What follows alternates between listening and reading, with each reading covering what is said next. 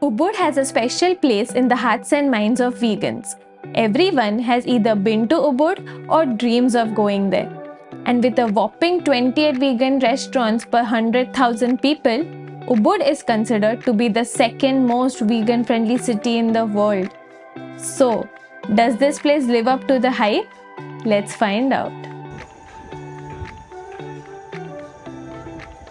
We had visited Ubud when we had no intention of making these videos, so the footage isn't great. But we still believe that this is a story worth telling, and we hope that you like it. Our first meal in Ubud was at Pizza Cult. What a wonderful place and what an incredible meal. It was like falling in love. We had been vegan for 5 years back then, and this was the first time we had a pizza experience like this one. It was just as good as any pizza I had ever eaten. This was a truly special meal. You can't go to Ubud and not visit Zest. It's like going to Paris and not visiting the Eiffel Tower. This place sits on top of what feels like its very own mountain. The drive up is epic, and then the walk up feels like a pilgrimage. After visiting more than 100 vegan restaurants in over 20 cities, this is still the most epic restaurant we have been to in terms of the vibe and location. The confusing part is what to order, because there is so much. We played safe and got a burger with a shake. The burger was really good and so was the drink. But what's special is the feeling of being there. It was a glimpse into the future, a future where an establishment like this can be 100% vegan. For dinner, we went to Sayuri Healing Food. We tried the cheese platter. The cheeses and accompaniments were really good and made for some interesting combinations. We loved it. The Khokmans here looked and tasted fantastic. Honestly, we've had a couple of these in Paris and this one was so much better. We had 2 cookies and they were both good. There were many other dessert options as well. We really enjoyed this meal. Next day, we got lunch at Warung Green. And just like any other Warung, there's a huge selection of food. You make your own plate and pay per item.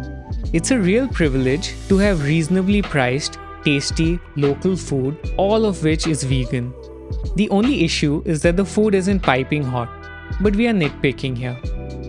For dinner, we went to the highly rated Sage. This place has a warm and homely vibe. The coffee was very nice. The Beyond Burger was good, but not great. And we loved the cauliflower wings. Overall, we really enjoyed our meal here. Next day, we headed to Bella by Sage. Vidhi really enjoyed the iced mocha. The pizza was good, but not great. Pizza Cult had set the bar way too high, but the toppings were very tasty. The Bali vibe has gone mainstream now, and you can totally see why. The play of natural materials and natural light is so simple and so beautiful. Very few things can look and feel this good. Next up is Roosters. This place has a reputation for its coffee and its view. And the reputation is well deserved. We love the coffee and the view is just sensational. We also had this beautiful meze platter.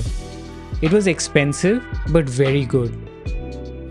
For dinner, we went back to Sage. We got the rendang curry. We loved this plate. It looked so good and it tasted even better. We really enjoyed both our meals at Sage. Next morning, we had to return to Zest for a brunch. The cheese balls were really good, but the star of the show was the Peking duck inspired platter. This felt like a wedding feast rolled into a single dish. The salad plate itself had about 10 different components. There were 3 kinds of mock meats. The presentation, the quality of ingredients, the fact that we could assemble it ourselves, we loved every aspect of this meal. The most special thing about Zest is the space itself. It feels monumental, like it's been around forever. Next, we went to Sayan House to check out the sunset. The miso soup was simple and tasty. It's a really pretty place and the view is spectacular. but it was quite expensive and you need to hustle to get the good seats. For dinner, we went to the highly rated Moksh. Just look at how cute the complimentary gazpacho is. The cauliflower wings came with a super creamy cheese dip, which we really loved. For the mains, we got an amazing plated meal. This plated meal was one of our favorite things in Ubud. They had some other incredible options on the menu as well. We wish we could have come back for more. Maybe next time. On our final morning in Ubud, we ordered a cinnamon roll and a coffee.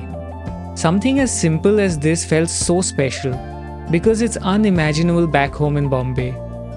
We then packed our bags and headed for Shiriman, a quiet village north of Ubud. On our way, we had to make a pit stop at Pizza Cult.